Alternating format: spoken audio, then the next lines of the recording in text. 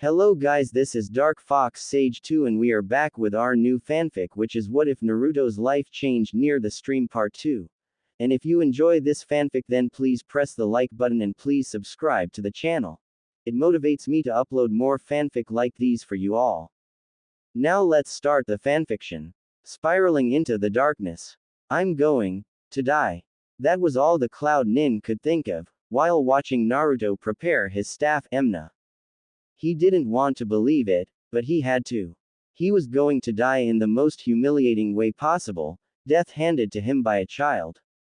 The Cloud Nin didn't know what he did to deserve this, all he was doing was his job. Why should he have to die for doing that? Well, actually for quite a few reasons, that I won't go into at the moment. The Nin snapped out of his thoughts, when Naruto let out a thunderous roar. I'm going to send you to your designated zone in hell. Naruto yelled, as he charged at the Cloud Nin. Naruto jumped into the air and brought his staff downwards on the Cloud Nin. At the last moment the Cloud Nin snapped out of his thoughts, pulled out a kunai, and blocked the staff, while pushing Naruto back. Naruto then tried to swing the end of the staff at the Cloud Nin, only to be blocked again. Naruto broke the block and tried to stab the Nin with the end of the staff. The Cloud Nin knocked the staff's end towards the ground and countered with a slash. Naruto jumped into the air with a small spin, trying to escape the Cloud Nin and hit him with the front of the staff at the same time. The Cloud Nin dodged the staff, but was surprised when a fist came out of the staff and hit him in the face, sending him through a tree. The Cloud Nin started to get up after a moment and remembered something. Shit, I forgot that the damn staff is alive. The Cloud Nin thought, as he jumped into the air and threw a wave of kunai at Naruto, trying to take him by surprise. Naruto noticed the kunai and spun the staff at high speeds, deflecting all of them. Soon charging forward towards the Cloud Nin.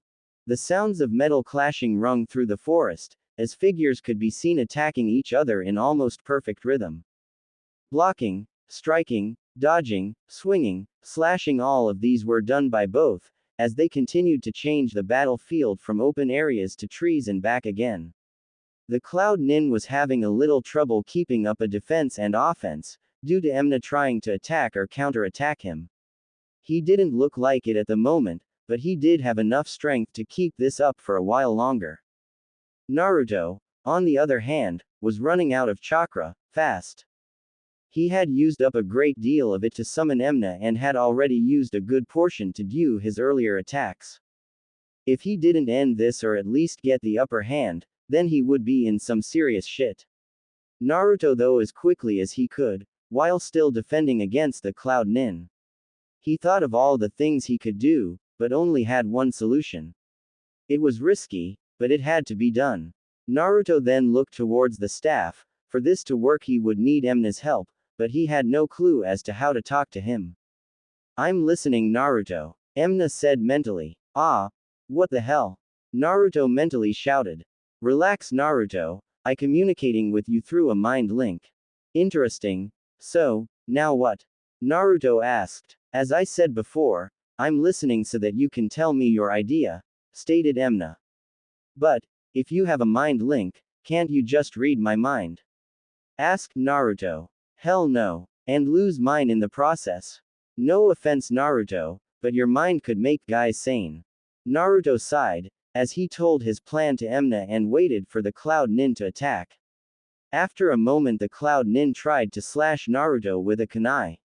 Naruto then took the Cloud Nin off guard when he threw the staff at him, Emna's arms extended, as the staff grabbed onto the cloud and started to restrain him. Naruto then proceeded to bite the top of his hand, pointing it downwards so that the blood would run towards the ground. He then started to perform the necessary seals. Whoever comes, please, help us. Naruto thought, as he finished making the seals. Kuchio's no jutsu. Quote, Hiashi was running as fast as possible towards his destination, following a few Anbu ahead of him. The Hokage following behind along with two others he had come to know, Hitaki Rin, Uzumaki Anko and Aburame Shibi, Shino's father. Closing parenthesis. Ever since Hinata's interaction with Naruto, Hiyashi had come to see these people on a daily basis. The reason why they were here was different. Rin and Anko out of concern for Hinata and her sister, possibly Naruto if he was there as well, and Shibi out of respect that he had grown for Hinata and Naruto, Hanabi he never really met. Hiyashi snapped out of his thoughts when he landed in a clearing and spotted Hanabi crying over a unconscious Hinata. Hiyashi took note that the clearing looked like a battlefield, but pushed to the back of his head and ran towards his daughters, as the Hokage looked at the Anbu. Secure the area, the Hokage ordered, as the Anbu nodded and leapt off into the trees. The Hokage then turned his attention towards Hiyashi as he approached the group, Rin already looking over Hinata's body. Hanabi noticed her father and ran towards him, hugging him tightly. Rin looked up at Hiyashi. She's all right, but she was hit by a strong genjutsu and is going to be out for a couple of days. Hiyashi nodded, as he broke from Hanabi's hug and kneed to her level. Hanabi, what happened? Quote. Hanabi continued to cry as she answered. Me and Hinata were training in the G garden, when Man C came and told us to come with him. When we told him and no, he attacked us, we tried to fight him off but. Hanabi then continued to cry, as her father sighed, knowing he wasn't going to get any more information out of her. Heishi heard a buzzing, as he looked over to Shibi, who had his left hand up to his face and a finger extend, with a small insect landing on it. After a few moments the insect left, as Shibi watched it fly off. Quote. That's interesting, Shibi thought out loud, as Anko spoke up. What is it? She asked, as Shibi turned towards her. Quote. It seems Naruto is in the area, Shibi said calmly, as the others looked at him with shocked expressions. Are you sure? The Hokage asked, as Shibi nodded. Quote. And he's apparently fighting someone. The other jaws dropped, as Shibi continued, as everyone gasped. He also seems to be dying. And you can say that with a calm face. Anko yelled. Quote. Yes. Whack. Shibi was sent flying through a group of trees, as Anko smirked evilly, happy with what she had done. Needless to say, both the third and Hiyashi took note, not to piss her off. She looked at the two and glared at them. What are you waiting for? Go help Naruto. She yelled, as Hanabi clung to her father. Father, I'm sacred, she said. Aren't we all? Muttered Hiyashi. Anko was about to yell at him, but stopped when she felt a huge surge of energy. Everyone looked in the source of the direction, their eyes widening at what they saw. The Hokage looked in disbelief, as that. Quote. Yes, it's him, Shibi said, cutting the third off, while walking back towards the group. The Cloud Nin couldn't believe what he was seeing. The boy had managed to summon a creature beyond expectations. A huge-ass spider was now before him, easily 20 stories tall. It was pitch black, with a mixture of purple here and there, and stood on only 6 legs. The reason for it having only 6 legs was probably due to the fact that it had 2 arms attached to the top of it, the elbows sticking towards the sky, as the hands hovered above the eyes. Instead of the usual 8 eyes, it had 20, 4 big ones and 16 small ones. The creature had 2 rows of fangs, the first being 4 fangs to sticking downwards and to sticking upwards, if you have to imagine it like the Predator's mouth off of Alien vs. Predator. The second set being a row of teeth, all looking razor sharp and covered in the creature's saliva. The spider had 3 abdomens and they were covered with purple and red lines, making symbols and other marks. It was covered from head to toe with stone, probably to act like armor, and at the very top was Naruto, back in his normal clothes and what looked like a very small spider. The Cloud Nin could only wonder as to what was so important that a small spider would have to bother what looked like the boss of them all. Quote. And so Mando was telling me how his master is a child molester since he likes to play with little B. Amy stopped when he finally took in the surroundings. What happened, Supeda? He asked. It appears that I have been summoned, replied Supeda, as Amy looked around for the summoner, only to see Naruto lying on Supeda's head, who was barely conscious. Naruto, What happened? Amy asked, as crawled towards Naruto. Naruto looked at him and weakly smiled. I am fig hting somio ne and I ne dead some biak up. Naruto answered as he looked down at the creature he was lying on. W ho are you I am Shukun Supeda, the king of arachnids. You Uzumaki Naruto, and nice to me at you.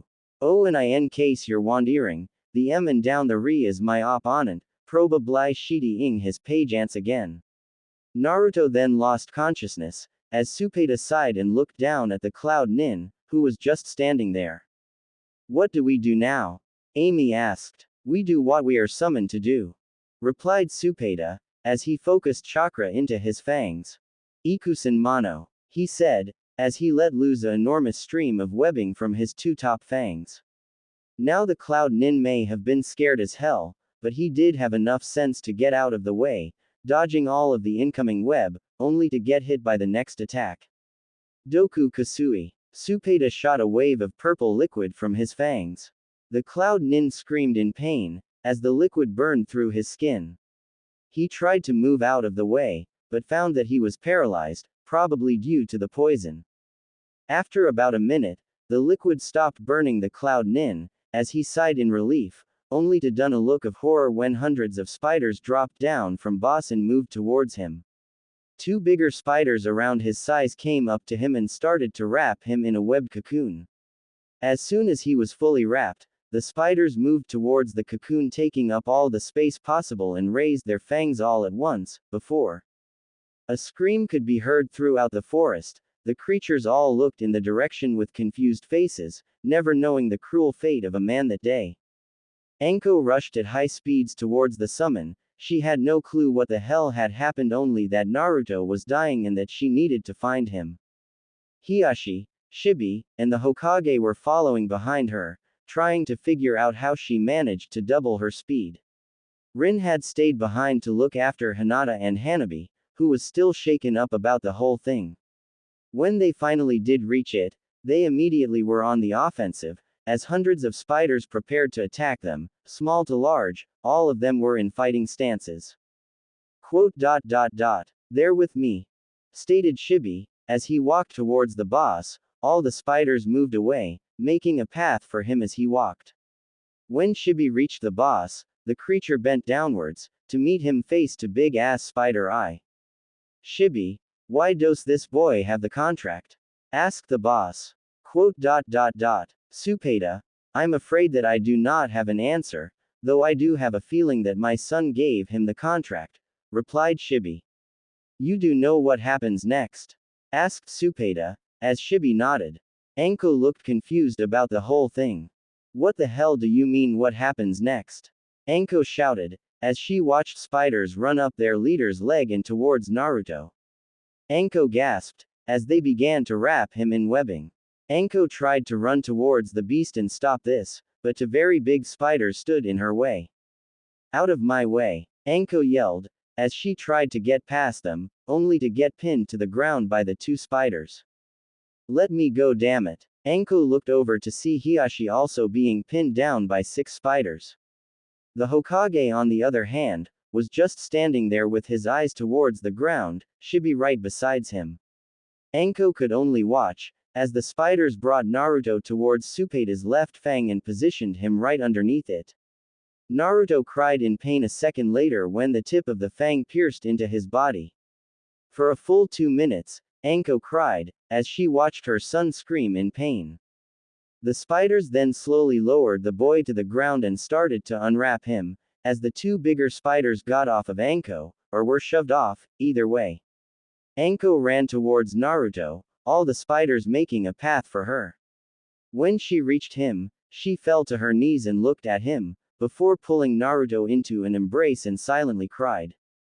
He's one of us now, stated Supeda, before he looked over at Shibi. They'll hatch in a couple of hours. Shibi nodded, as Supeda disappeared in a giant puff of smoke, all the others doing the same, well, most of them. Amy moved towards Anko and poked her with one of his legs. Ms. Uzumaki, we need to get Naruto to a bed for rest. Anko looked down at the spider with a confused look. Quote dot dot dot. He says that we need to find Naruto a bed, stated Shibi, as Anko looked up at him. You understand it? Asked Anko, until she remembered that he talked to bugs on a daily basis. Shibi nodded. Quote dot dot dot. Anyone who is trained or has a connection with them can. Shibi listened to the spider's clicking sounds for a few moments.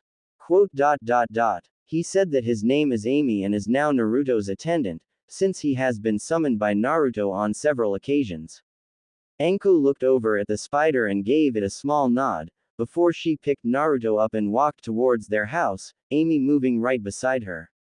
Shibi, Hiashi, and the third all quietly followed behind her, never once breaking the silence. When Anko arrived at the house, she found Iruka, Shuzin and their parents, Kakashi and Rin, who probably just arrived, since she had to deliver Hinata and Hanabi. The third, Heishi, and Shibi all had to leave to take care of the hell that was soon to come in their clans. Everyone looked at Anko, as she walked inside the house and up the stairs, Amy following behind. Tsunade was about to say something to her daughter-in-law, but was stopped when Jiraiya put a hand on her shoulder, as he shook his head. Anko walked towards Naruto's room quietly and opened the door. She walked towards Naruto's bed and gently placed him down. Anko pulled the sheets over Naruto and looked at him in his condition. Amy walked up the side of the wall and walked up it till he reached the top. He set a secure piece of web to the ceiling and sliding down it a bit, until he was in a comfortable position and fell asleep. Anko continued to stare at Naruto, before shedding a tear and kissing him on the forehead, silently leaving the room a second later. She walked down the stairs, knowing full well that she was being watched by all the members of the room. She walked towards them and stared at all of them, a second breaking down and crying as much as possible. Tsunade, Rin, and Shuzin all tried to comfort her, as the males in the room could only cast their eyes downwards, all with only one thing on their minds. Who knew that one little thing could bring a family closer than ever before? Uchiha Fugaku was currently in the main room of the Uchiha mansion, pissed beyond belief. Both of the branch members watching him, shook with fear at the killer intent that Fugaku was emitting. The Cloud Nin had failed, he had planned it so perfectly. First he would wait for the Cloud Nin to kidnap Hinata and Hanabi and for the Nin to extract Hanabi's eyes, for the agreement. Then he would kill the Nin and claim the eyes, while recovering Hinata and her sister's body. He would give them a story of how he managed to see the Nin extract the eyes and give them to another person, but managed to save Hinata before hers were extracted and killed the Cloud Nin. Of course the other Nin would had escaped with the eyes, since his first priority would be to get Hinata and what was left of Hanabi to their father. He would have gained 4 things in the process. 1. The Hyuga clan's trust and having them fight by their side. Fugaku was not a moron, arrogant, but not a moron. He knew power when he saw it, which could mean good or bad, depending on how you use that power. 2. The entire council would be in total chaos, allowing him to maneuver his way to the top and take control. 3. If he was lucky, he could get an arranged marriage between the heir and his son, allowing a mixture of their bloodlines to happen, creating one unlike any other. Finally, even if he could not manage to get an arranged marriage, then he would still know the Hyuga's secrets and could find a way to not only mix the blood limits without marrying one of them, but find a way to kill as well. It was so perfect, he could have gained the power that his clan deserved. But all his hopes were burned away when one of his scouts reported that the Cloud Nin was fighting the demon brat.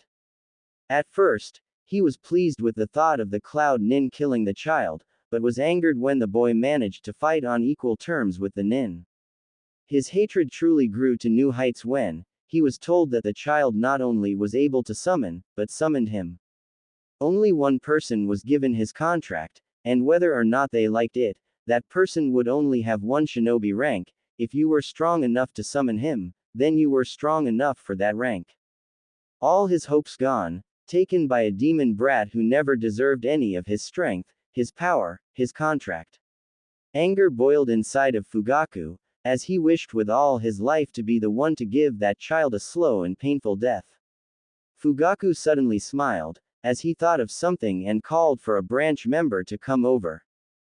Gather the Harunos and any non-clan shinobi and civilians for a meeting. The branch member nodded, as he ran off. Fugaku continued to smile. He was about to end this problem, once and for all. A little hero. Fugaku smiled.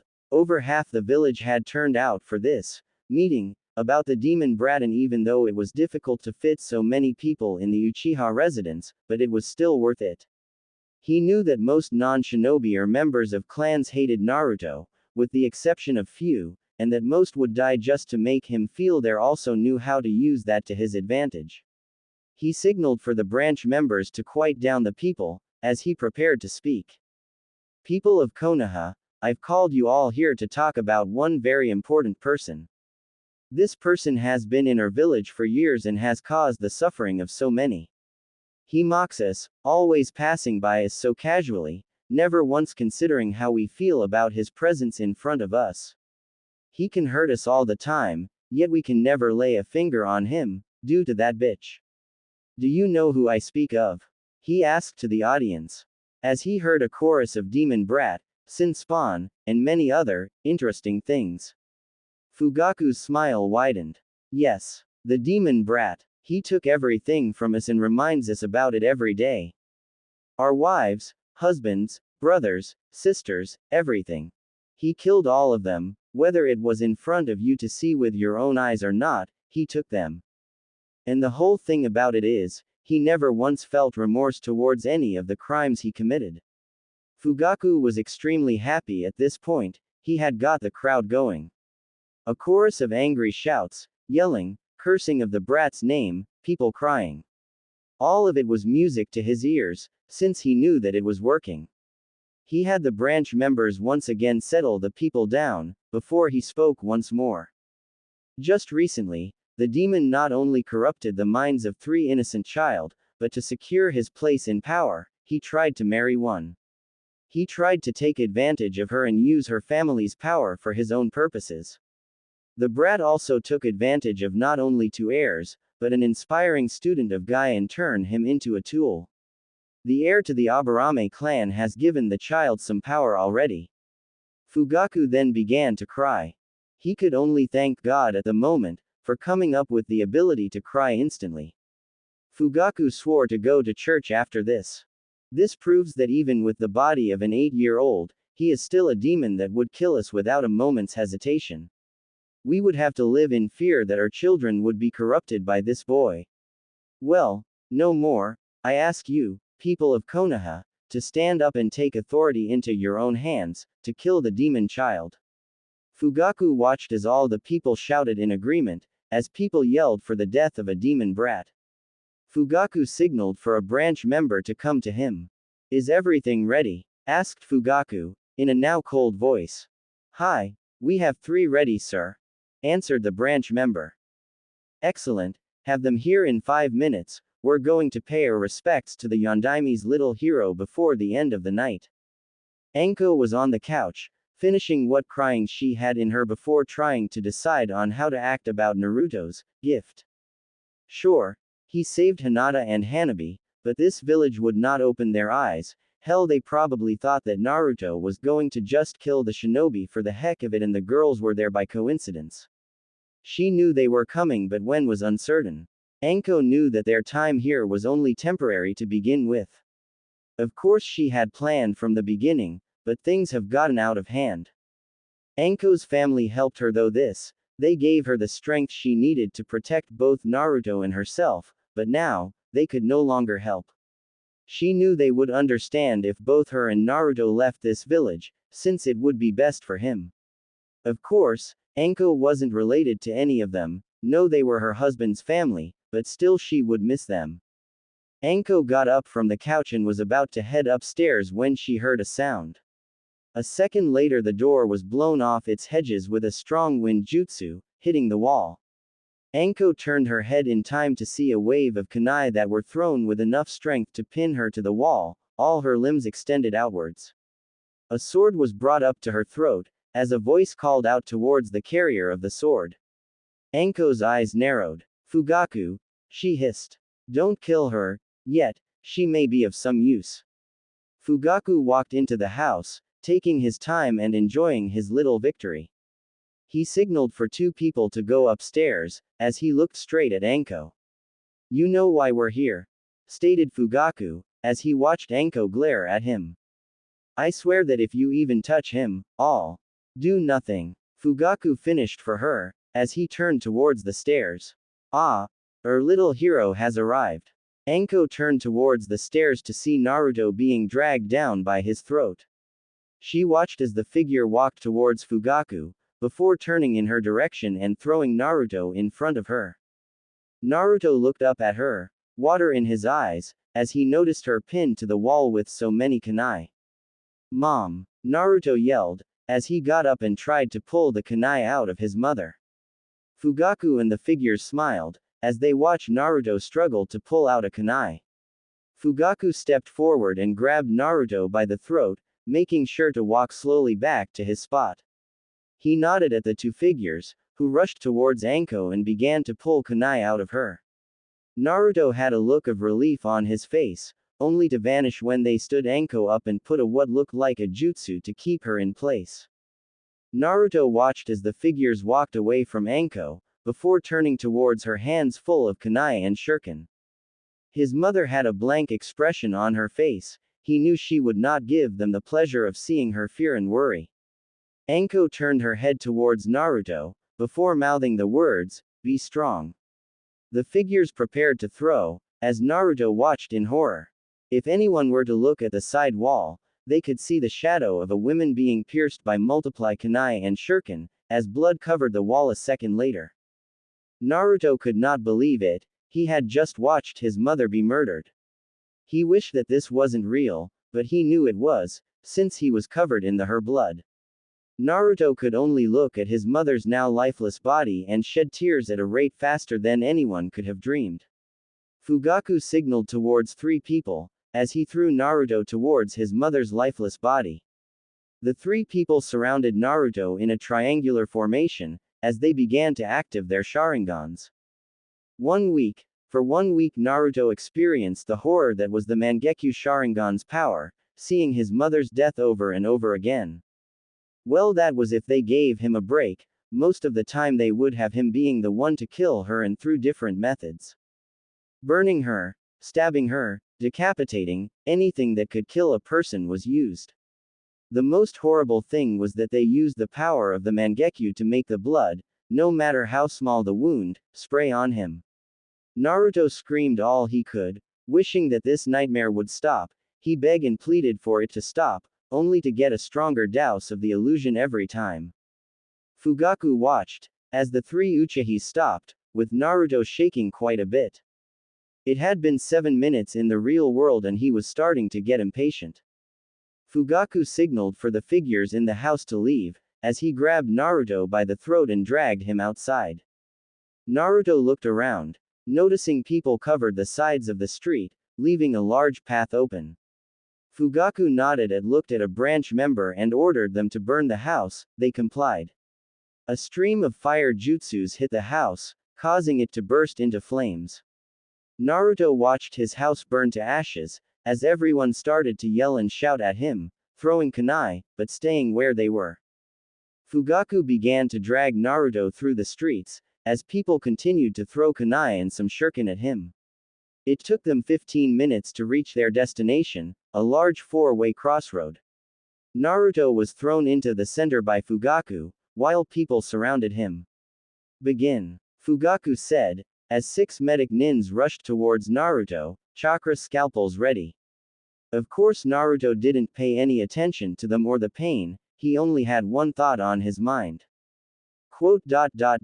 Mom. Iruka, Kakashi and Rin were on their way towards their apartment. Yes, Iruka lived with Kakashi and Rin.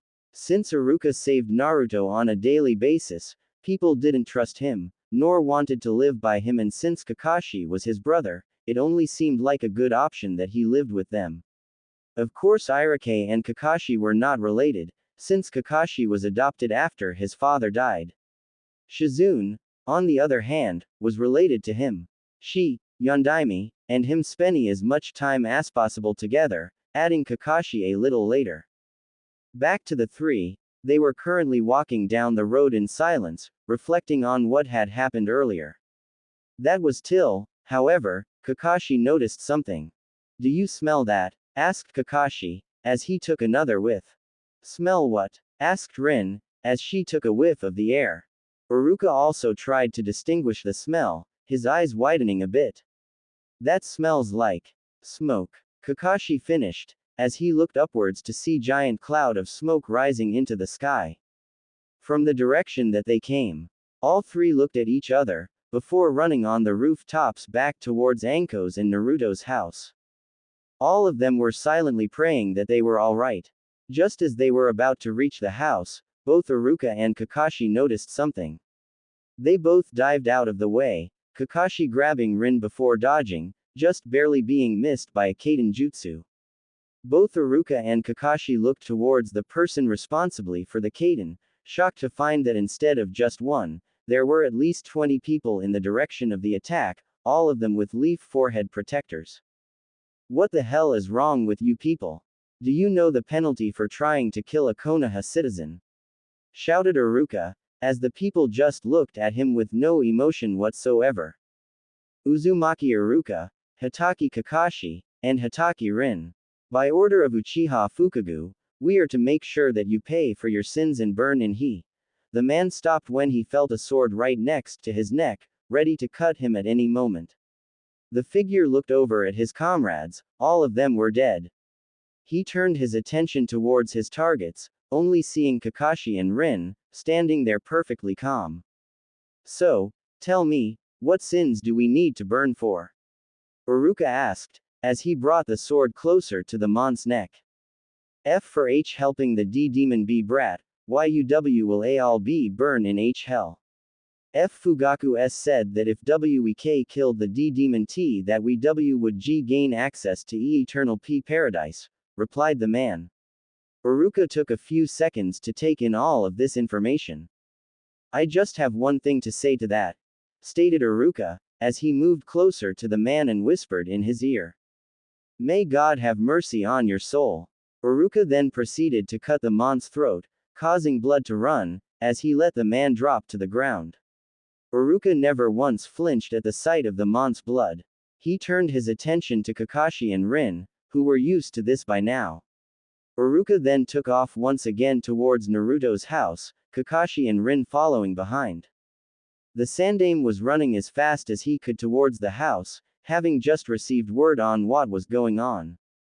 He jumped from rooftop to rooftop trying to make it to the scene as fast as possible.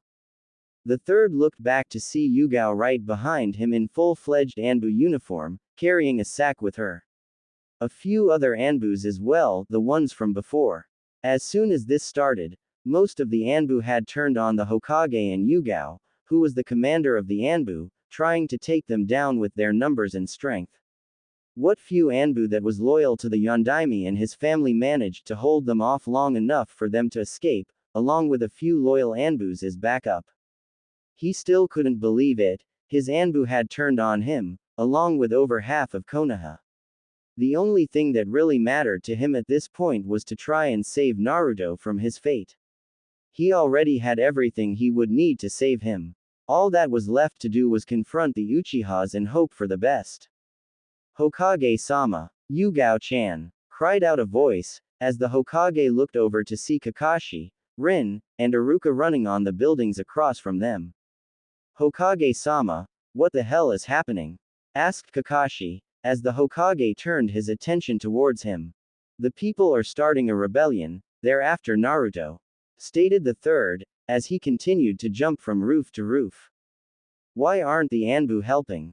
Rin shouted, now worried about what has happened to Naruto. Over half of the Anbu forces have turned against us, these are all the Anbu left that are loyal to the fourth and his family. Yugao answered, as she looked back at the Anbu. All of them had their heads slightly down. Kakashi knew what she meant and decided to worry about it later. Let's try to get to the house as quickly as possible, he said. Everyone agreed, as they ran at speeds which no normal human could match. They couldn't believe it, the house was gone. Most of the top floor had crumbled to the ground, as all of the bottom floor was still on fire. They continued to gape at it, while Yugao barked orders to put out what was left of the flames. They entered slowly, taking in the damage. Most of everything was either burned, ash, or bits and pieces. The entire living room was covered with scourge marks, as was most of the rooms. The Hokage looked at what was left of the kitchen. The sink had scourge marks all over it, the oven looked like a giant piece of crap, and the refrigerator was completely useless. The Hokage looked at everyone in the room staring at something, all except Rin, who was now crying in Kakashi's arms. The Hokage went over to them, shocked at what he saw, silently shedding a tear. There lied the body of Uzumaki Anko, the wife of the fourth and mother of Naruto. A person that the Hokage had considered to be like a daughter to him. She used to be quite person, never trusting anyone or caring at all. Only 3 people managed to change that, and now, one was dead, one was going to die, and the other felt like he was helpless. The Hokage snapped out of his thoughts when he heard a noise and went towards the source. In the corner of the room, near some fallen bookshelves, was Amy, who basically looked like a pile of crap. All Amy had to do was stare into the Hokage's eyes to tell him everything. He scooped Amy into his arms and walked towards the group. He turned towards one of the Anbu. Do you think you could help him? The female looked at the spider and sighed. I can try, Hokage-sama, but I giving no promises, stated the Anbu, as the Hokage handed her the spider and smiled. Thank you, Hana-chan, the Hokage said, as he turned towards the group. The Uchihas have taken Naruto-kun. Me, Iruka, Rin, Kakashi, and Yugao will track them down. Kakashi caught on, as he started to a series of seals, as the Hokage continued. The rest of you are to remain here and do what you can to set up a temporary infirmary for Naruto, since he will no doubt need medical attention. Dogs appeared in a cloud of smoke a second later, ready to go. Hello Kakashi, what is it you want this time? Asked Pakun in more of a lazy voice, then an irritated one. Find Uzumaki Naruto, now. Order Kakashi. Can't. Everyone fell face first. Why not? Yelled Kakashi. You don't have anything that has his scent on it, stated Pakun. Everyone in the room searched the house, looking for something, anything that could have his scent on it, but the Uchihas did a good job of scourging the place. When they had searched every nook and cranny, and turned up empty, Yugao thought of what to do. Before searched through her sack until she found something. Would this work? Yugao asked, as she showed Pakun Naruto's orange jacket. Everyone in the room gasped, not expecting her to have it. How did you? I was holding on to it for Naruto, since he couldn't wear a hoodie and jacket at the same time. I was in a hurry to change into my Anbu uniform, and since we were attacked as soon as I came out of the bathroom, I took everything with me, answered Yugao, cutting Rin off. She then turned her attention towards Pakun. So, Pakun proceeded to walk up to Yugao and take a whiff of the jacket, before taking a few sniffs on the ground and looking back at the group with a nod. Alright, I got it. Pakun then started to run towards Naruto with the pack of dogs following right behind him. The group of people hesitated for a moment, before rushing after them, intending to find Naruto and to put a stop to all of this madness. The end of the beginning. Tsunade was pissed, plain and simple. After spending quite some time trying to calm Anko down, she left with Jiraiya and Shizune, and headed straight for home. She looked forward to some sleep and wanted to think about what was going to happen in the next couple of days. Her hopes were crushed when they found a couple dozen shinobi at their house. Needless to say, they fell like flies. Tsunade was so proud when she saw her daughter take down what looked like 5 Junin at once. Of course, this was forgotten when she heard one of the shinobi state that they would die alongside Naruto. Tsunade hesitated, before she killed the nin swiftly, along with every other one there. The second that the last one hit the floor, they ran as fast as they could towards Anko's house.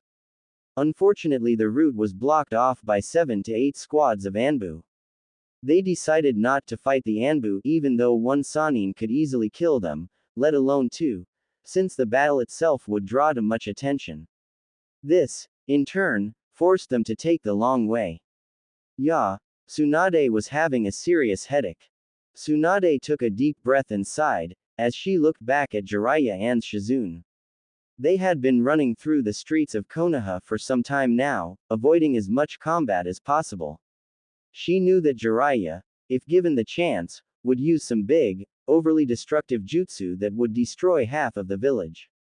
Especially with how pissed off he had become. That's why Tsunade wasn't giving him one. Shizune was also determined to spill some blood. One of the attackers had called her the demon's whore. It was a funny sight to behold, when Shizune went berserk. She not only pulled the sword out of the man's hand, but stabbed him below the belt.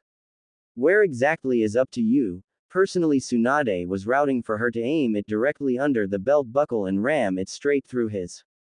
Mother, look up at the sky, yelled Shizune, bringing Tsunade out of her thoughts. Tsunade looked upwards to see a large smoke cloud. Tsunade couldn't tell what they were burning, only that it had to be at least the size of a small house. She wondered for a few moments before Jiraiya spoke up. They're burning her house, he stated grimly, as the others looked in shock at him. Are you sure? Asked Tsunade, as she looked back at Shizune, who had a worried expression. What else would they burn? Replied Jiraiya. Tsunade turned her attention towards him, seeing the neutral expression on his face. Do you think Naruto-kun and Anko-chan? Asked Shizune worryingly. Tsunade and Jiraiya just stayed quiet, keeping their eyes to the ground. This caused Shizune to worry even more. Should we at least return to their house? Quote. No, that wouldn't help them, or us now, stated Jiraiya, as he stopped running. Both Tsunade and Shizune stopped, and looked directly at him. So what do we do then? Asked Tsunade, who was starting to get a little impatient. We split up, you two will head towards the Hyuga compound and I will look for anyone else that can help, stated Jiraiya. Tsunade thought for a moment, before nodding. Alright, that would give us somewhat of an advantage. She then looked over at Shizune. Let's go. Tsunade then proceeded to run towards the Hyuga mansion. Shizune hesitated for a second, before taking off after her mother. Jiraiya watched the girls run off and sighed. He felt a few raindrops fall on him, before it started rain like no tomorrow, soaking him completely. He crossed his arms over his chest, while he looked up at the giant smoke cloud. Don't die on me yet, brat. Sarutobi couldn't believe what he was seeing, what was left of. Him. He looked over at Kakashi, who was once again comforting Rin, as she cried a stream of tears. He himself only showed a blank expression. Iruka was being held back by a group of shinobi, as he tried to break through them, shedding tears as well. Yugao was also being held back by a group of Anbu she once had command over. She, like Kakashi, only showed a blank face. Emotionless if you will, as she ripped the Anbu to shreds with her sword. All of them seemed to be out of it, not noticing the world around them, as they sunk deeper into their own little worlds.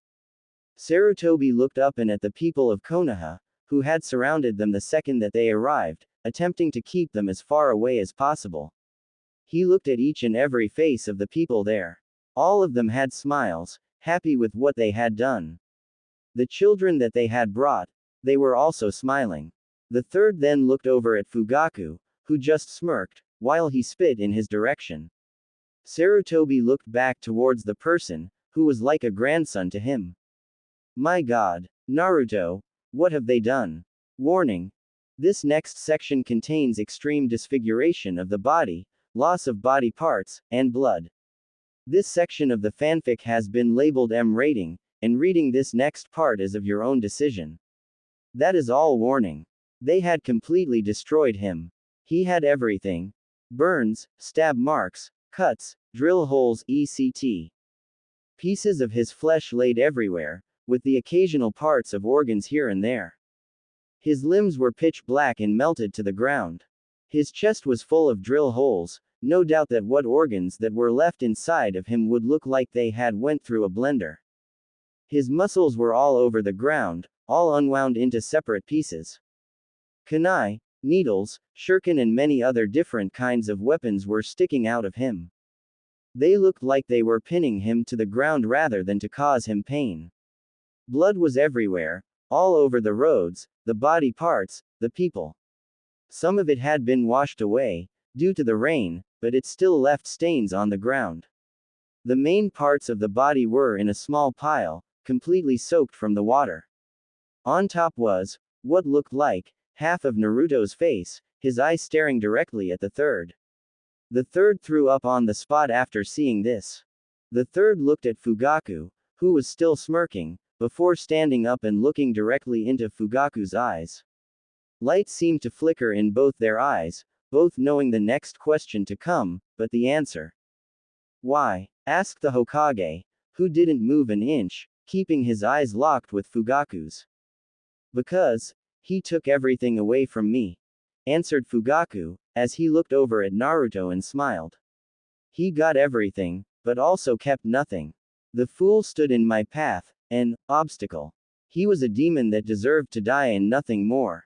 The third glared at him in anger, but there was also a slight hint of pain in his eyes as well. He was an innocent child, that gave his very existence to keep us safe. He never hurt anyone and smiled at everyone. He was the fourth son and protector of the village. And, after all these years, you kill him with no reason whatsoever. So I ask you again, why? Fugaku closed his eyes and thought about this question, as everyone stared at him, waiting for an answer. He looked over at everyone there and called on past memories. He called on things he had seen before Naruto was born, before the Kyuubi attacked. Every square inch of his mind was covered for something anything. Even though, he already knew the real reason to why he hated Naruto.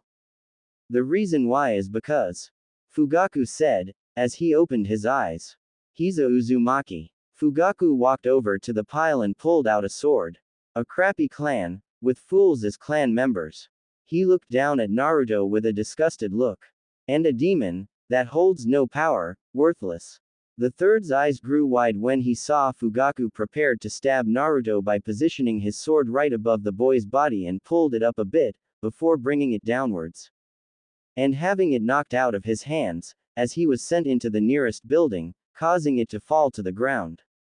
The others snapped out of their thoughts and looked towards Naruto in shock. The third took a moment to realize what had happened. 11 Hyugas were now surrounding the body, all in fighting positions. Hiashi was standing next to Tsunade and Shizune, who were searching through the pile of parts, their arms deep within it. Kakashi looked around to see that the shinobi from before had backed away at the sight of the Hyuga and took the opportunity to reach the boy. Kakashi looked back at the others. Come on, he yelled, as he broke from his embrace with Rin and ran towards Naruto. They caught on a second later and proceeded to also run towards Naruto. As soon as they reached him, Kakashi and Iruka took defensive stances to guard Naruto as well, while Yugao and Rin ran up to Shizune, she was closer. Closing parenthesis. Is there any way we can help? Asked Yugao, as Shizune looked up at them. Yes, there is, but we have to. Found it, yelled Tsunade, cutting off Shizune. Shizune immediately pulled her, now blood-covered, hands out of the pile and ran towards Tsunade. The two just froze, as they watched Shizune put her hand on Tsunade's left shoulder, while Tsunade looked up at the two. What are you waiting for? Get over here, she yelled as the women ran over to Tsunade, who was now forming seals. They looked questionably at Shizune, who just motioned for them to place their hand on Tsunade. Rin placed her hand on Tsunade's right shoulder and Yago placed her hand on Tsunade's back. Yugao looked up at Shizune and was about to ask her a few questions when she was cut off. He's not dead, stated Shizune, who looked at Rin's and Yugao's shocked faces. Those bastards were keeping him alive by pumping chakra through his heart, forcing it to beat and keeping the veins to his nervous system and to his limbs connected, but that still wouldn't be enough. If it weren't for the Kyuubi and the spiders in Naruto's body, who are constantly repairing him at this point, he'd be dead by now. She looked over at Tsunade, who was whispering something, as seals started to appear all over her body. We were looking for the heart earlier and, thanks to Mother, we were able to find it. Now listen carefully. When she finishes her seals, you need to focus as much chakra into her as possible, since the technique for saving Naruto requires more than both myself and Mother can provide. Shizune stated, as she watched her mother move through seals faster than any normal shinobi could do. When she finished, the seals covering Tsunade started to glow a bright blue, as she shoved her hand into the pile once again. Quote. Ninpo Sozo says, Uzumaki Shiru. Tsunade yelled, as she focused as much chakra into Naruto as physically possible. The three girls also focused as much chakra as they could into Tsunade without losing consciousness. The four girls were covered by a dome of light, as a huge light shot upwards towards the sky, breaking through the clouds. The light intensified, as the clouds started to swirl around the light. A figure could be seen in the light, rising upwards towards the sky.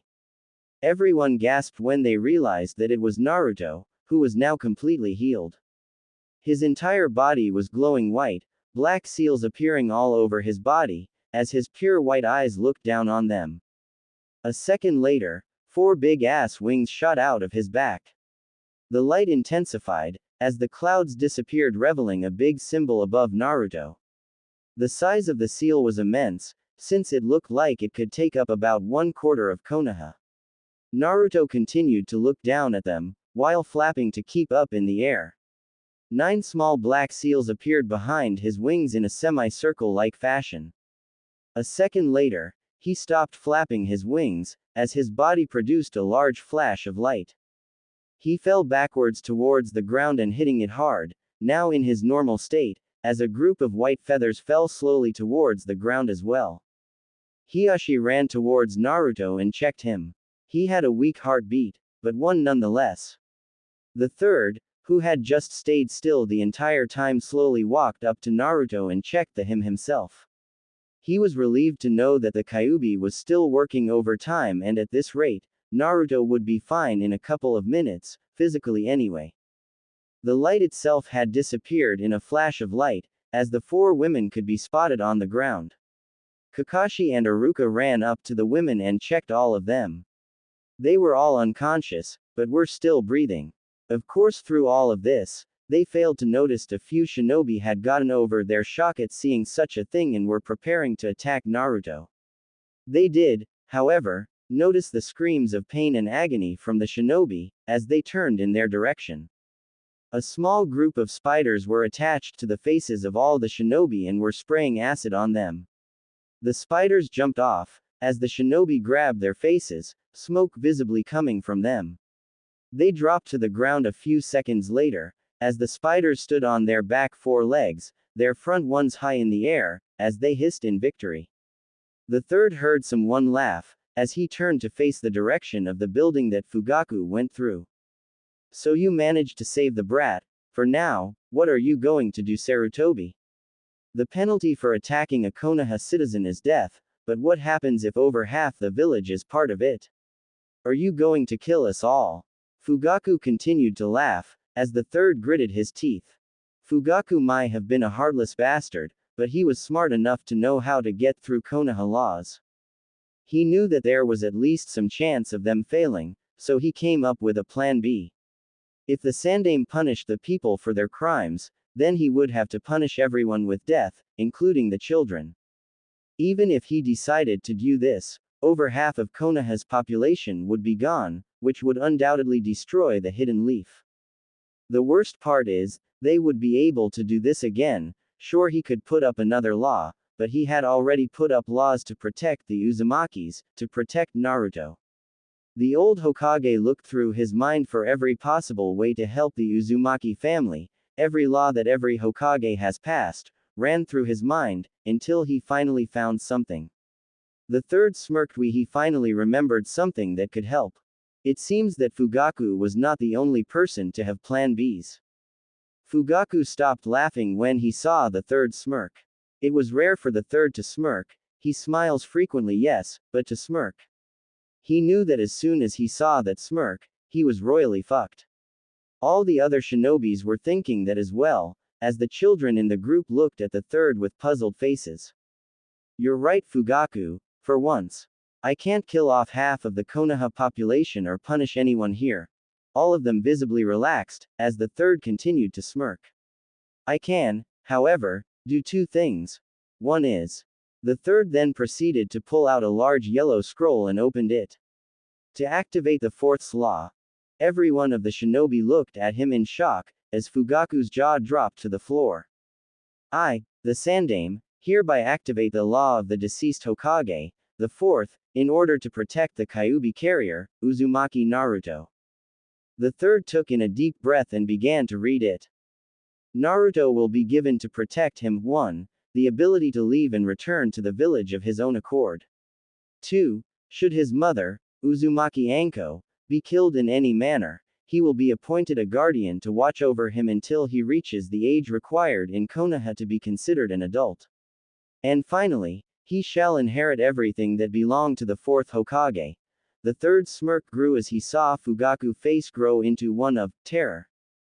The Hokage knew what the law meant when he read it, and apparently, so did Fugaku. Of course Naruto would inherit all of the fourth's things, but there was one thing that was special, one thing that Fugaku has had his eye on for years, and that was the scroll of Forbidden Scroll. The fourth had written it, put every jutsu that he had learned and studied in it. He spent 3 years working on it, only to be killed 2 weeks later when the Kyuubi attacked. Fugaku's face lit up in anger, as he made some hand motions. I will not allow that thing to have the scroll.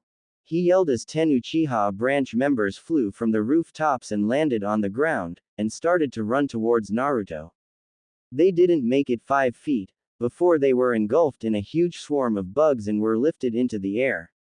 Their screams rang through Konoha, as their bodies dropped to the ground, completely sucked dry of any fluids left. At the sight of the bugs, the 3 spiders returned to Naruto, knowing full well that he would be safe from this point on. And we won't allow you to hurt him, stated a voice, as the third looked towards it. Shibi was walking down one of the roads, with his clan behind him and a large swarm of bugs flying over their heads. Fugaku looked at Shibi in rage. Stay out of this, he yelled at Shibi, who just glared him. He may be a Uzumaki, but he is considered to be one of us and shall be protected accordingly. The swarm of bugs started to swarm over their heads violently, as Shibi looked towards the Hokage. Jiraiya wanted me to tell you that he's already gone to retrieve the scroll and will meet you at the north gate. The Hokage nodded, as he looked over at the shinobi, glancing at each and everyone's face, before stopping on Fugaku's face. He stared into the eyes of the man that caused so much suffering, just to kill one child. He knew that there was other people like him in Konoha, ones that would stop at nothing to get what they want. All the destruction, chaos, pain, that's all this village ever caused for anyone, and he just couldn't take it anymore. He closed his eyes. The second thing I can do is... The third took in a deep breath, his face expressing much pain in the decision he was about to make. I, Sarutobi, Sandaime Hokage of the Village of the Leaves, retire from active duty as Hokage and shall become the guardian of Naruto. Furthermore, I shall immediately hand the title of Hokage over to Uzumaki Jiraiya. The third then slowly took off the Hokage hat and tossed it to the ground. Shibi walked up to Sarutobi and handed him a small note. Jiraiya thought that you might say that, stated Shibi, as the third read over the note and gave a small smile. To Sarutobi. When do I start? The third crumbled the paper and also tossed it to the ground. He proceeded to pick up Naruto's body and head north. He looked back at Iruka and Kakashi, who were receiving help from the Hyuga in picking up the unconscious Uzumaki women. Both men looked at Sarutobi and then at Naruto, before listening to him. Tell the Anbu group that Naruto will not be going back to the house. Sarutobi turned his back and was about to walk off, before he stopped and looked over his shoulder at them. And tell my family. I'm sorry. He then started to walk down the road, as people stepped aside to make a path for the former Hokage. Shibi watched Sarutobi walk off with interest. A man that has done so much for this village, was now betrayed by more than half of it in one night. Yet, he is still able to keep strong, for those that are too weak and for those that needed him. His kind of people, was rare in this world, in this village itself. And the reason why his kind were so rare was, he was kind-hearted. For once, Shibi did something that was also rare in this world, something that only a few have ever seen. He, an Aburame, smiled. Father, is something wrong? Asked a figure with a female voice. Shibi looked down towards the voice. There stood a little girl, around the age of 7, right next to him. She wore the usual Aburame outfit of black pants and a white jacket with a high collar, sunglasses covering her eyes. What did make her stand out from the Aburame was the color of her hair, which was a mixture of white and pink. Shibi couldn't understand why it was that color, it just was. They had no blood relations with the Harunos and her mother only had white hair, how the pink was mixed in, he'll never know. Nothing Okami, nothing at all. So Naruto, do you understand why we left? Asked Sarutobi, as he watched the blonde nod in response. He sighed, as he continued to walk forward. What Konoha had done to him was unforgivable, that had changed him completely. The once loud, smiling child, was now cold and quite won. Naruto just continued to stare forward, as his eyes showed no emotion whatsoever. He had been like this ever since he woke up. After making the exchange with Jiraiya, Sarutobi left with Naruto in his arms and the forbidden scroll on his back. He was surprised when he saw Amy with Jiraiya as well, though all Amy did was look up at him, before heading towards Naruto and crawling inside of him 2 hours later. Naruto finally woke up and asked him what had happened, before he remembered on his own. Naruto then quietly listened to Sarutobi's explanation on what had happened. Sarutobi wished that there was a way, anyway to change this, but he came up with nothing. Sarutobi snapped out of his thoughts as he put his hand in front of Naruto to stop him in his tracks and drew a sword from his robes, prepared for anything that could happen. Sarutobi visibly relaxed when he saw a figure walk up to them. Hello, Sarutobi-sama, greeted the Anbu, as he bowed a bit. Sarutobi smiled as he noticed Naruto's expression light up and watched him run up to the Anbu, while hugging him tightly. Itachi-kun, Naruto yelled, as he tightened his grip. Though both Sarutobi and Naruto could not see it, behind his mask, Itachi's face formed into a small smile. Hello, Naruto-kun. A few days later, the Uchiha massacre happened. As time, Part 1. It was a dark night in the eastern countries, the crescent moon shining down into the forests. Leaves moved, as the wind gently blew by. The shadows danced on the forest's ground, while a figure could be seen running through the trees at great speeds. The shadows even seemed to move with him, but ever so slightly. The figure increased his speed, as he reached the end of the cliff the forests were on. He jumped down from the trees and gazed into the horizon. A huge village could be seen in the distance, one that would be about half the size of the village of the leaves. The figure shook these thoughts out of his head, as he pulled a small bag out of his black cloak. He pulled out 3 small-looking objects that were in the shape like birds. They were small, but then again, these types of machines needed to be small, though they did have a high resemblance to the birds made in origami. He threw them into the air, as they took off without a sound and headed towards the village. The figure then moved his right arm to where it would be right in front of him and pulled the sleeve down. On it was a black wristband that took up half his arm. The figure moved his left hand over it and opened a compartment, revealing a screen and 12 or so buttons. The figure typed something in, as 3 hologram screens appeared, one could guess what they showed. He stared at the screens for a couple of minutes, taking in everything that was shown on them. The figure then pulled out another object from his bag. It was a bird, but it was larger than from before. it looked more like a hawk than anything else. The figure held it in his hands, as three medium-sized spiders crawled out from his sleeve and attached themselves to the hawk. He threw it into the air, as it took off towards the village. He looked at the new hologram screen and directed the hawk over 3 key locations. The figure then closed the compartment and lowered his arm. He looked up towards the night sky, before jumping off the high cliff and heading towards the village. Part 1. The hawk traveled at great speeds towards the compound, as it moved into its airspace.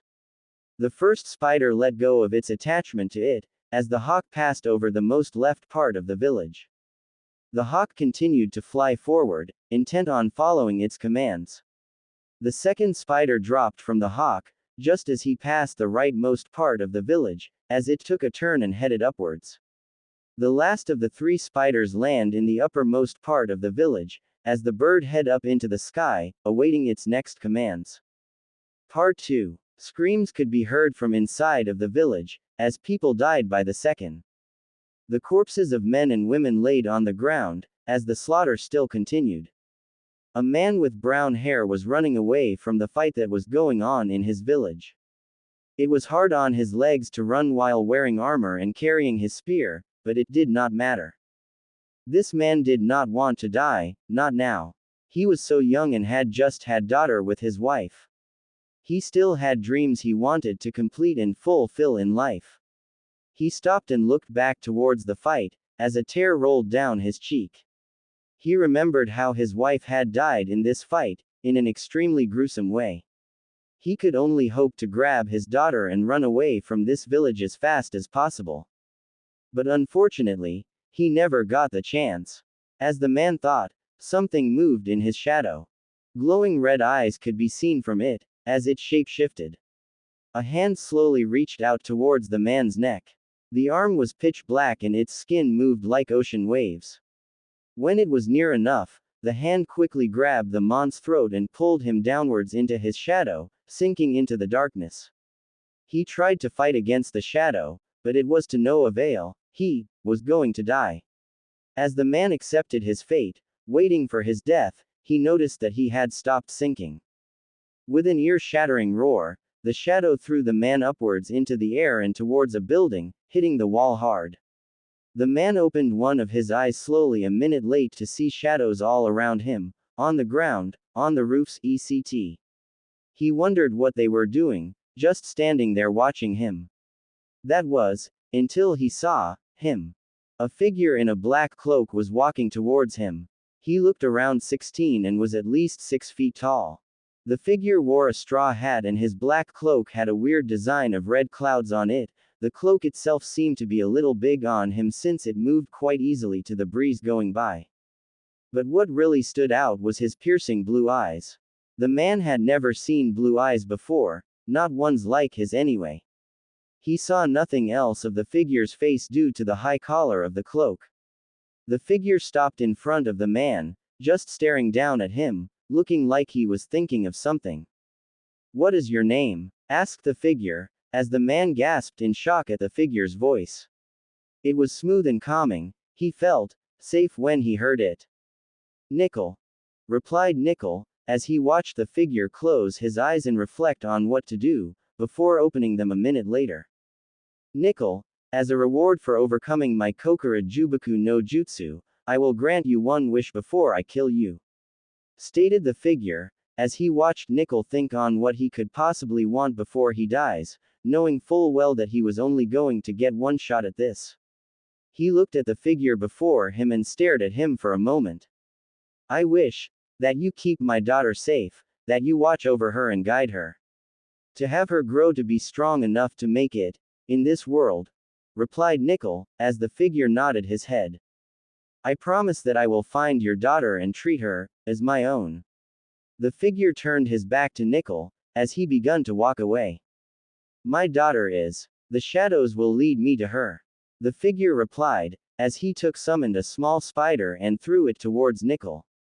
The figure never flinched as he heard Nickel scream in pain or at the sound of him hitting the ground. He had a mission to complete, whether he liked it or not. The figure formed 3 cage buncheons and sent them off. He would retrieve the girl and spare her from her village's fate. After all, he never broke a promise, it was his Nindo way.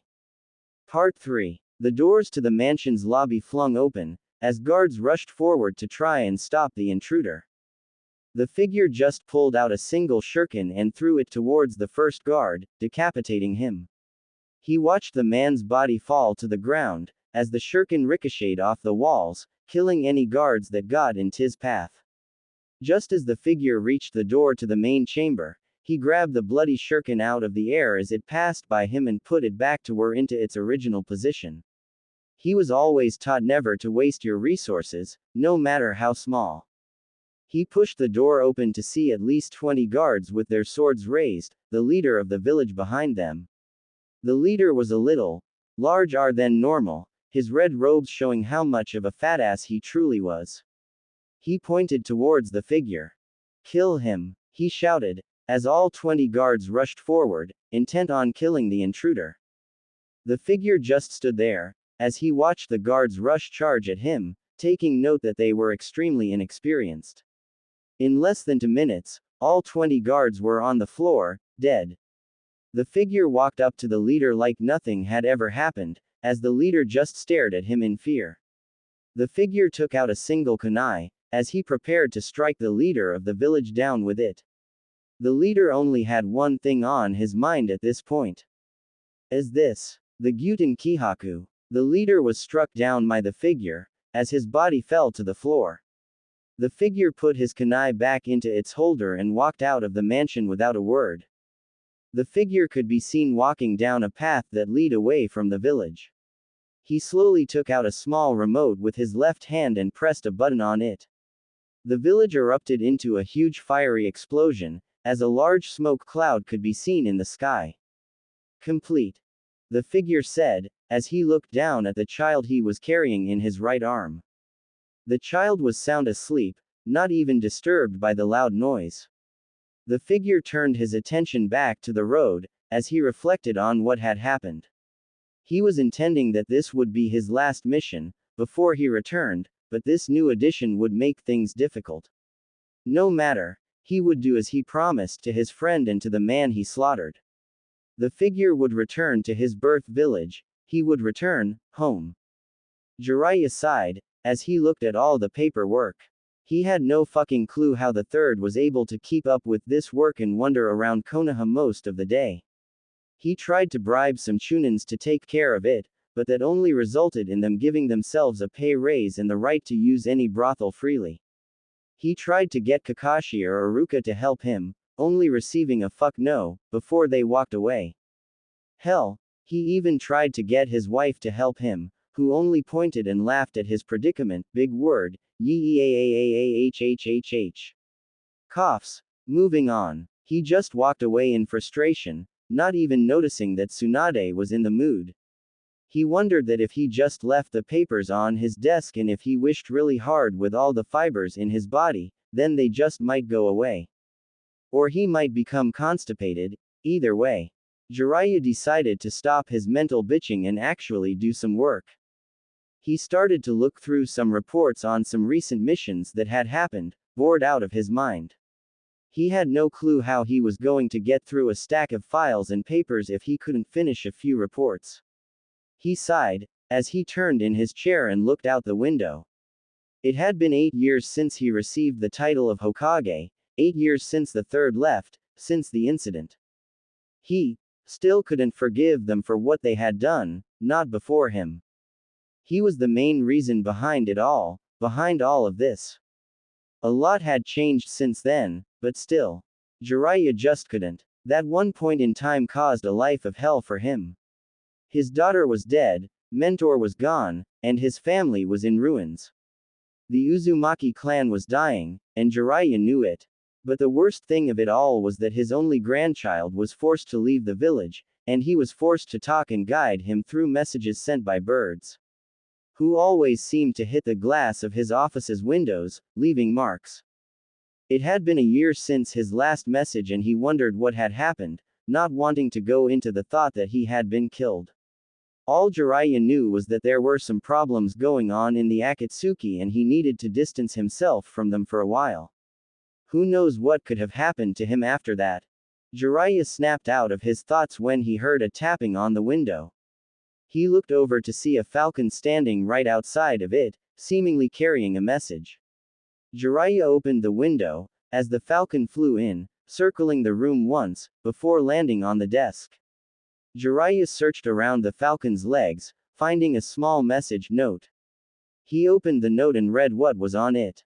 The falcon flew into the air and landed on the armrest of the chair, finding it more comfortable. Jiraiya's face grew into a wide smile, as he crumbled up the message and threw it in the garbage can, spinning around in his chair to face the window. Jiraiya chucked and started to pet the falcon, as he looked through the window and over the horizon. Thinking only one thing. It's about damn time too. Uchiha Sasuke was not having a good day. Oh hell no. He was currently standing guard at Konoha's south gate, full clothed in the Uchiha's signature clothing, it being changed to his style of course. He wore, from bottom to top, a pair of brown baggy pants and a ocean blue long-sleeved jacket left unzipped, revealing a black muscle shirt. The jacket had two black dragons swerving down each sleeve, as 3 dragons could be seen on the back of the jacket, surrounding clan symbol. He had bandages tied around his hands, seeing his gloves could be a little constrictive, also wearing sandals for the same reason about shoes. He felt no need to wear a moor of any kind, after all, he was a Uchiha. But, there was the fact that he needed a wardrobe change though. Back to the point, his team had been assigned to guard the gates, but unfortunately, his sensei was too busy reading his adult books and his teammate was putting too much attention into him to do any real guarding. Speaking of which, he was the only person actually guarding the gate at this point. His sensei was nowhere to be found and his teammate had gone off the ladies' restroom, leaving him all alone, and bored. Oh how he loathed guarding, everyone did. It was originally for only Anbus, but due to an incident a while back, people as low-ranked as Chunins were guarding the gates and that's why he was stuck guarding the gate, for the next week. He had already had a bad day before he began his shift. First off there was the fangirls that would never leave him the hell alone. He found a few going through his garbage while he was taking out the trash. Of course he just used Kaden on them, as he watched their ashes fall to the ground. Hey, they were trespassing on his property. While he was trying to hide the evidence by burying what was left in the backyard, his mother happened to catch him while she was heading towards her garden. Needless to say, she was pissed. He got a full hour of yelling and lectures about how he shouldn't kill every fangirl that stalks him. After she finished, she told him to finish burying what was left of the bodies and write some letters to the girls' families, before turning her attention towards her garden. He only hoped that the fangirls would stop soon, or he have to find a new place to bury them. Sasuke then proceeded to his team's training field. Then there was both Tsunade-sama and Rin-sama, who had yelled at him yesterday, while his team was receiving their next mission. They both just so happened to be at the Hokage's tower at the same time and just so happened to have found him. So he once again was yelled at, also being lectured that he shouldn't train till he passes out, every day. He left the tower with a headache and sore ears. Women, he would never understand them, then again, what non-homosexual man would? Sasuke snapped out of his thoughts, when he heard people approaching the gate. He looked into the distance to see 3 people walking down the path. The first one was a male, who stood around 6 foot even. He was wearing a black cloak with red clouds on them, it had a high collar so he could not see his face. He also wore a straw hat making everything except his piercing blue eyes unseeable. The second one was also a male, around 5 feet 8. He wore a brown cloak that covered everything except his eyes, which were actually dark red. He seemed to walk more like a beast than anything else, since his hands touched the ground, but he still stood on 2 legs. The last one was a female with red hair, she seemed to be around 5 feet 5. She was wearing a gray robe with a weird type of belt attached to it. I refuse to write a description about the sound uniform belts on the sole purpose that I can't. She was carrying something in her arms, but he couldn't make out what it was. They seemed to be discussing something, but what? Still, I don't see why the hell I have to take care of it. Tayuya stated, as she looked over at the man in the black cloak. Because, me and Kyojin are going to be extremely busy from this point forward and we won't have time to take care of it. Stated the man in a tired voice, as Kyojin nodded. And besides you'll need the experience for later. Kyojin stated, while Tayuya made no comment. Kyojin realized what he had said a second later, remembering what had happened. Sorry. Tayuya just sighed, before muttering a few colorful words and looking up at the man in the black cloak. Still, Naruto-sensei, do you think it's worth what you're planning to return here?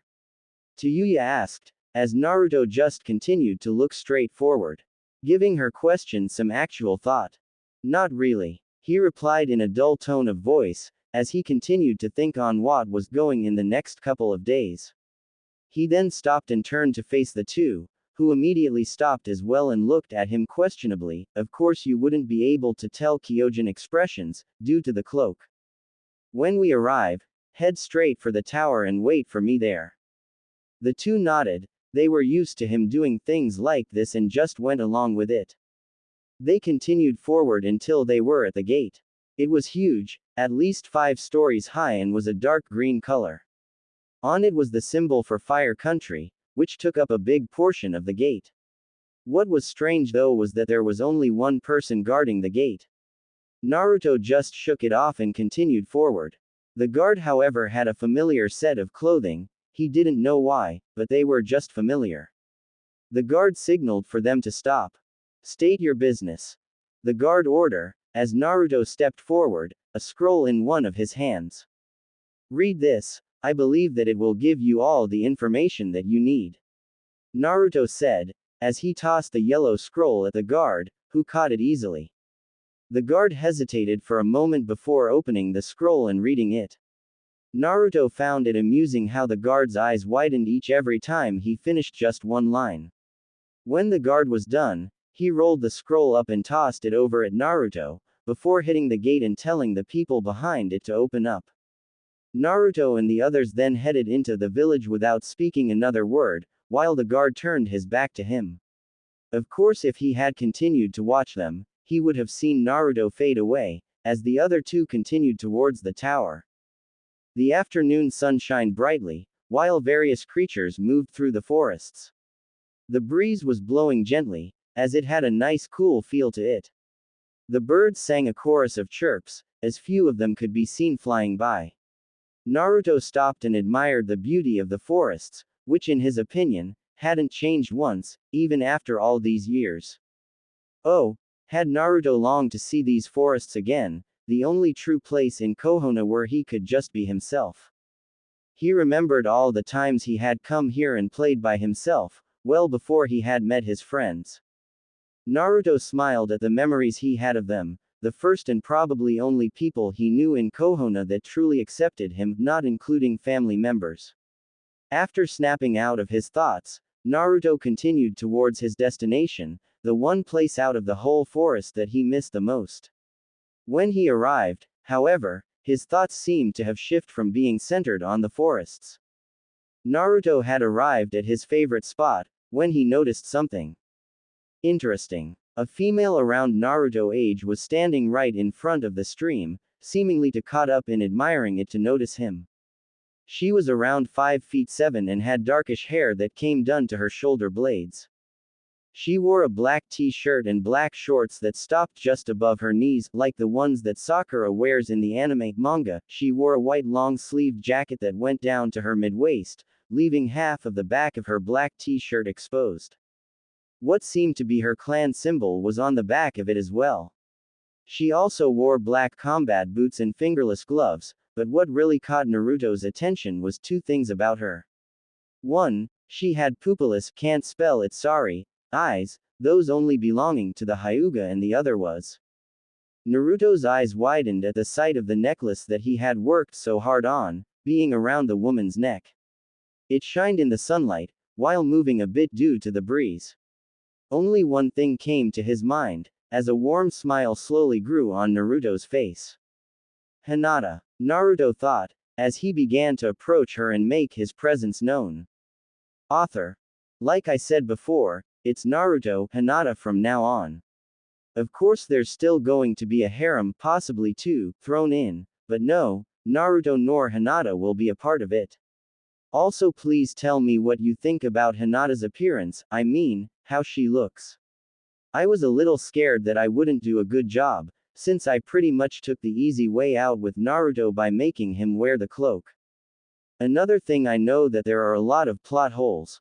Like what the spiders did during the attack on the village, or why exactly did Naruto grant one wish to that man who survived his Kokura Jubaku Jutsu, or why the hell Sasuke's mother is still alive, but it's all going to be explained in later chapters. So don't worry about it. Hyuga Hinata stood there, admiring the stream and the forest without a care in the world. She had just returned from a mission from Sand, only AB Class 1-2. Hinata and her team had to protect a group of travelers from the leaves to the sand, forcing her to have to put up their unique behavior. Of course, when the one guy grabbed her ass, she sent him through a few walls, but besides that it was fine. Hinata just needed to relax and come to a place that helped her remember. Hinata sighed. How long had it been? 7, 8 years, and not a damn word from him. She had no clue whether or not he was still alive, and that's what frightened her. All Hinata really had as confirmation that he was still alive was from Jiraiya, who Naruto sent a message to every 2 weeks. Even then though, Naruto stopped sending messages, which was about a year ago. And through all of this, Hinata wondered where the hell he was. It's nothing new that Hinata cried when she found out what happened to Naruto. Oh, that would be an understatement, but let's not go into exact details. All the anger, sadness, pain she received in knowing that this village not only killed him, but his mother, just kinda rushed to her all at once. Which reminded her that Anko's anniversary would be coming soon. Hinata pushed that thought to the side, as she looked down at the necklace and played with it a bit. This necklace was the last thing she ever received from Naruto. Well, actually, it was the only thing she received from Naruto, materia-wise anyway. Of course she had received things from Lee and Shino, but this one was special, disregarding the time frame on it. Hinata blushed at that thought, and the thought of how she would have had him. Yeah, she knew that the females of this village weren't going to take an interest in him, so what? Less competition for her. Her hopes rose when she first set eyes on Naruto's necklace. Of course she knew he just his clan symbol on there and had no clue what it meant, but she still took the opportunity. All she had to do then was wait till they were 17 and she would have been forced to marry him. But no, the people of this damn village had to go and try to kill him, like they hadn't already done enough as it is. Hinata snapped out of her thoughts, as she spun around and pulled out a kunai, placing it near a man's throat. The man didn't even flinch, as the kunai pressed up against his clothing, the big collar, remember? The look down at her with dull blue eyes, waiting for her to make her next move. Quote. Blue eyes. Hinata though, as she stared into them, only to receive a chuckle out of the owner, which snapped her back to reality. I get that a lot, he stated, as he watched Hinata about to say something. I mean no harm, I only came to admire the stream, he said, cutting her off.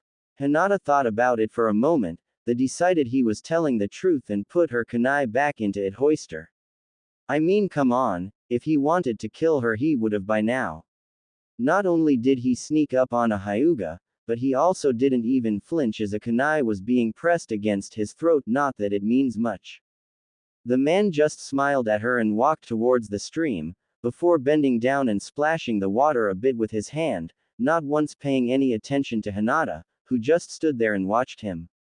This went on for several minutes until he finally spoke up. So Hyuga-sama, why are you here? Shouldn't you be with the other Hyugas training? Asked the man, not in a tone of mockery, but more of a tone of curiosity.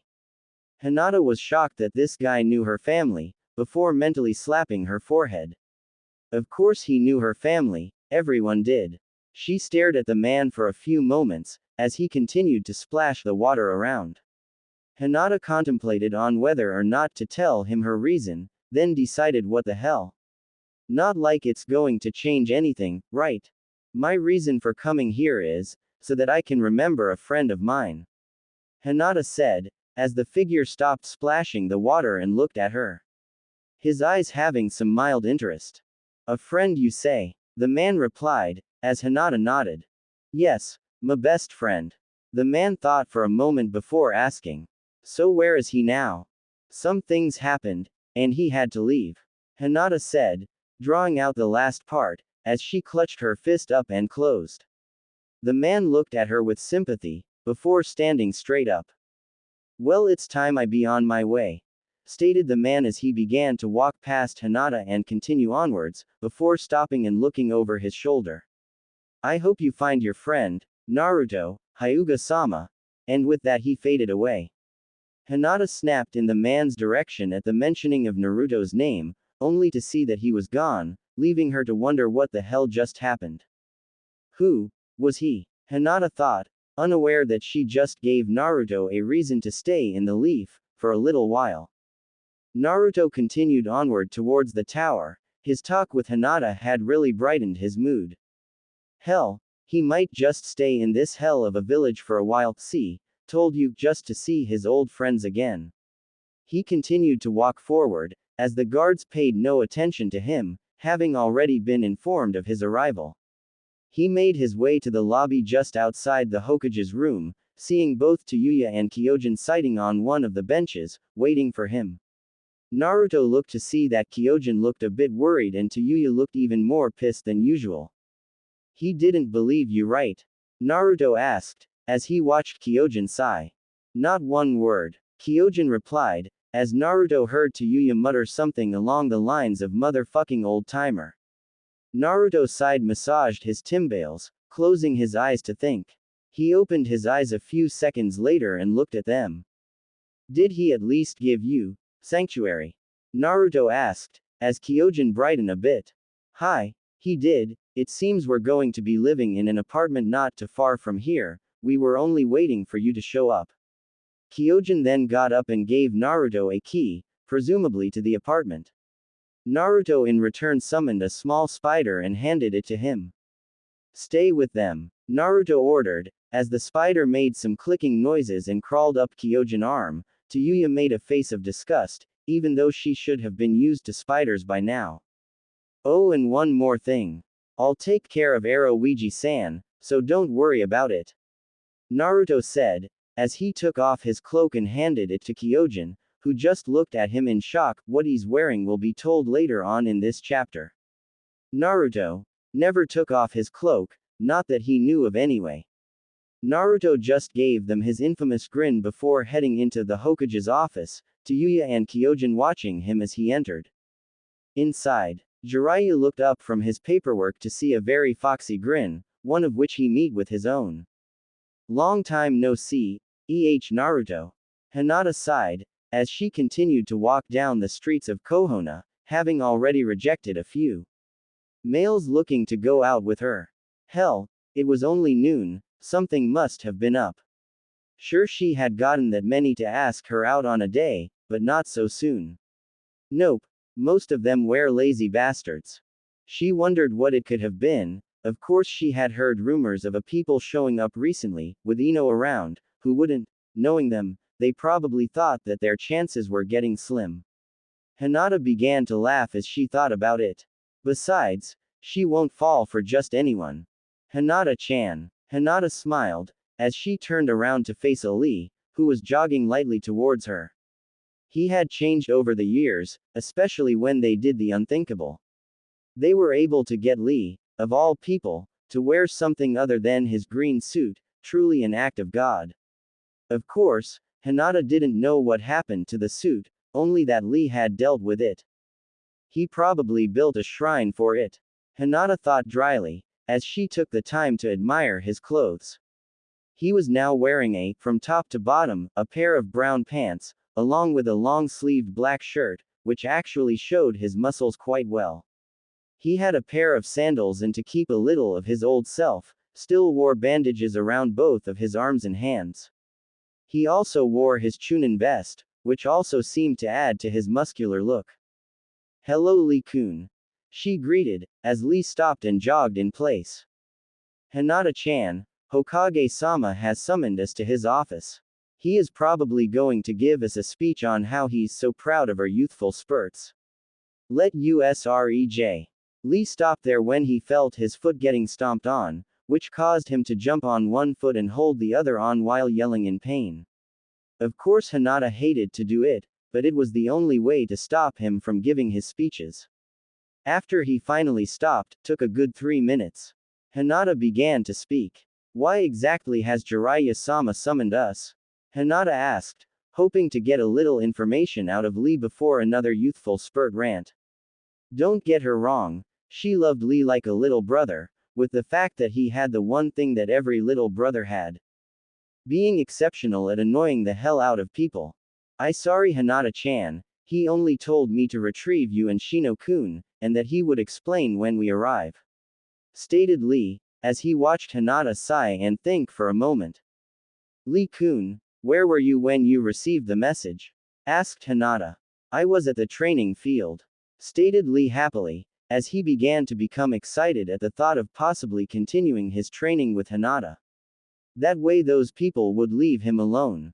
Hinata knew he was thinking this. Surprisingly, with all of Lee's craziness and defaults, he had a fan club, which proved that you only needed hardcore abs to make it in this world. Most of the time when Hinata trains with Lee, she ends up having to chase the girls away. Which field? Hinata asked. Number 15. So you managed to run all the way from training field 15 and tell me that we were summoned in less than 1. It was in less than 5 minutes, and 2. I told Shino-kun first. Lee said, cutting Hinata off, as she raised an eyebrow. Sure enough, Shino landed next to Lee on a large cloud of bugs. The bugs quickly returned to him as he landed on the ground. Shino had an interesting style of clothes, one could say. He wore, do I even have to say it, a pair of black and white cargo pants and a huge black jacket. I mean, he looked big enough at 6'4", but damn. He kept the jacket unzipped to reveal a dark green shirt. He wore boots and bandages around his hands, also carrying a large brown pot on his back, the lid tightly on. Hinata was relieved to see him, since most people, the ones that didn't know him, tended to avoid both Hinata and Lee when they saw him. Shino was a giant in his clan with his height and muscular look, which scared the shit out of anyone that came near. What really pissed off Hinata was the fact that the only time they would actually notice him was when they were trying to get points with her or Lee. Hello Shino-kun, Hinata said with a smile, as Shino turned his attention to Hinata. Quote. Hello Hinata-chan, he replied, while keeping his stoic face. He still rarely showed emotion, even after all this time. Hinata knew he cared, but she at least wanted him to open up more. How's Okami? Hinata asked. Quote. She's fine, me and her were actually training before Lee came. Shino stated, as he looked over at Lee, who was in his own little world. Quote. Should you do it or should I? Hinata sighed, as she walked up to Lee and smacked him upside the forehead, causing him to snap to. Lee-kun, stay focused. We have to get to the tower. Stated Hinata, as Shino and Lee nodded, before they headed off. The Hokage Tower was or is one of the best-looking buildings in Konoha. It is over 15 stories tall, each story having its own department in different areas of the shinobi world. It undoubtedly had the best security as well, the Hyuga mansion being second of course. What really shocked Hinata was that they were able to keep such a large place clean 24/7. As soon as they arrived at the tower, they were pushed up the long widening stairs, only to reach the top and be out of breath. At the sound of a noise, they turned around in time to see a wall open up and 2 people walk out from an elevator. At once, all 3 of their eyes twitched, as the man who sent them up the stairs walked out from behind the first 2.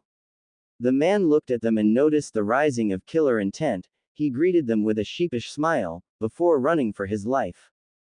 Hinata sighed, as she started to head towards the Hokage's office, the nicest building in the entire complex. The other two followed, though still pissed that they walked up those steep stairs. When they entered the Hokage's office, they were greeted with a grinning Jiraiya, who had a clean desk. Which in itself was rare indeed, the desk part that is.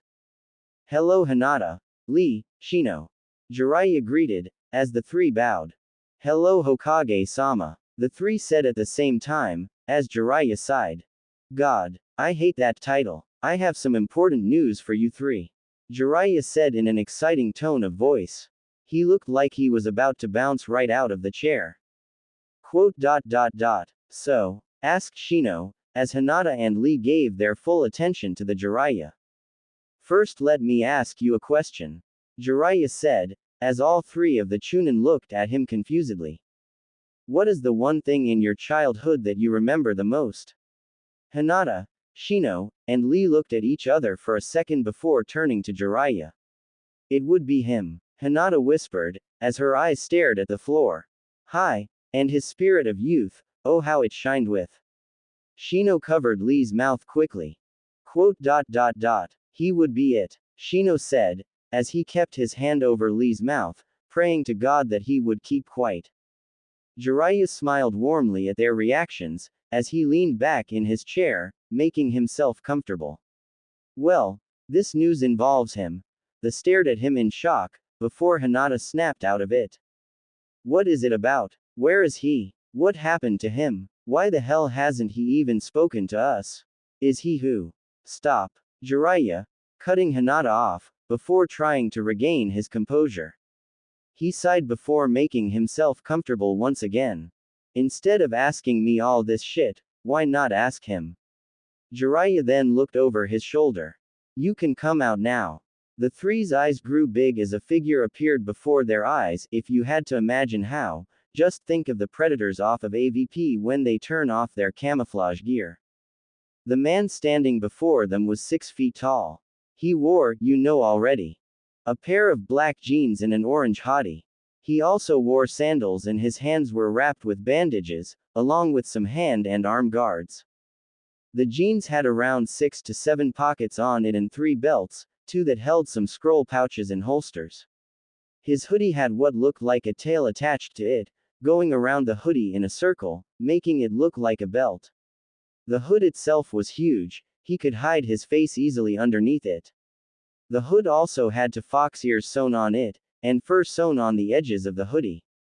What really caught their attention was the figure's spiky blonde hair and blue eyes. Hinata stepped forward, still keeping her eyes on the man.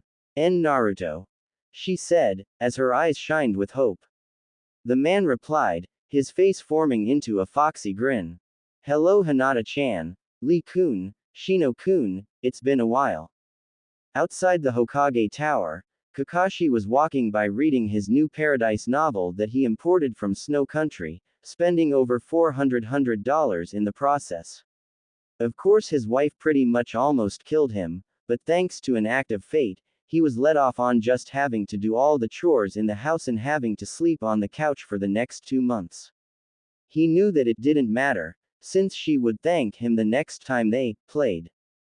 Kakashi snapped from his thoughts and lazily looked towards the top floor of the Hokage Tower. 2 figures could be seen flying from it, a black-haired figure chasing a blonde-headed one. Kakashi thought for a moment, before shrugging and continuing to read his book, ignoring the screams of pain coming from the blonde figure. It's been a while. Is that all you have to say after 8 years? Hinata yelled, as she continued to chase Naruto, who was running for dear life, and leave a trail of destruction in her wake. Back at the Hokage Tower, both Lee and Shino started blankly out of the newly made hole in what was left of the wall. Jiraiya was laughing his ass off, as he rolled on the floor while grabbing his side. He was also wondering if this was the result of being Tsunade's student. Then again, Naruto turned out all right, didn't he? Several hours later, as soon as Jiraiya finally calmed down, they gave chase to the two. It wasn't much of a difficult search, considering that Hinata left a nice little trail for them to follow. When they arrived at the site, Jiraiya once again wondered if this was Tsunade's influence.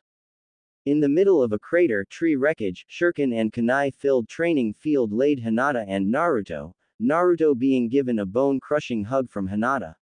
Naruto looked pretty scratched up, compared to Hinata that is. Hinata seemed to be too busy rubbing her cheek against Naruto's, her eyes were closed and she had a big smile on her face, to notice them. Of course when Naruto finally noticed them, he looked at them with pleading eyes, since he was too afraid to move his mouth in the slightest bit and set off another rampage. Jiraiya just stared at Naruto for a moment before his face slowly turned into a evil smile, as he looked over at Lee and Shino. Lee too had a evil smile, as Jiraiya noticed that Shino's lips twitched a bit. He looked back to Naruto, who was in turn, looking at them frantically. Jiraiya just slowly backed away, as Shino and Lee followed.